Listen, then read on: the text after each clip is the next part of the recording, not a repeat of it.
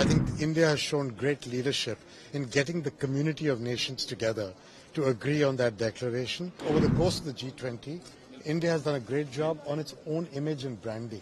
And I compliment the PM going on in the World Bank on the reform agenda. It starts from redefining the vision of the bank to not just be focused on poverty, although it's important, but to also include a livable planet, to set a path for the world. The world is watching. 80% of the world's GDP was sitting in the room. So I'm quite optimistic looking at the body chemistry in that room. India has shown great leadership in getting the community of nations together to agree on that declaration. And the declaration has got many good parts to it.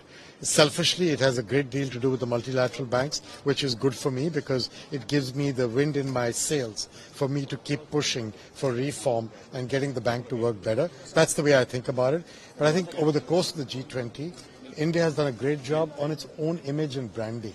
And I compliment the PM, but all of you, Amitabh and everybody else, on what you've got done. But I think it's excellent that the G20 has included, 1 odd billion people that belong in the African continent. They're full of young people like India. Their aspirations are important for the future. I think this is a really good move. And again, India should be complimented for championing it. But they got support from the other countries, and I'm glad for that. Back to your earlier question, there's a lot of work going on in the World Bank on the reform agenda. It starts from redefining the vision of the bank to not just be focused on poverty, although it's important, but to also include a livable planet. So the idea is to eradicate poverty on a livable planet. And by doing that, you expand the aperture of our view to include climate, pandemics, fragility, things that we are living through and which are intertwined with poverty alleviation. Very difficult to segregate them. The second thing we're putting in there very clearly is a great emphasis on women and young people. Why these two and not everybody else? Everybody else too. But why two specifically? That 50% of the population is women. Even now around the world, labor force participation at the senior most levels of management, or even their compensation or their opportunities for growth and social development are still not where they should be around the world. This is not just a developing country issue. So I'm a believer that we must put 50% of the population in the center of what we try and do.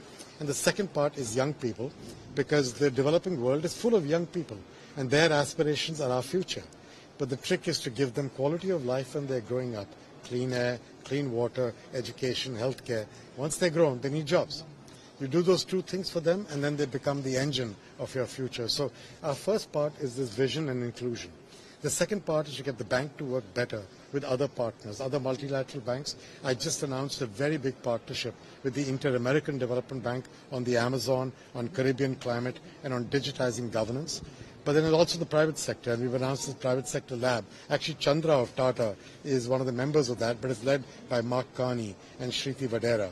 And the idea is to get ideas from the private sector, asset managers and operators, on what the bank can do to help facilitate much more investing in renewable energy in the emerging markets.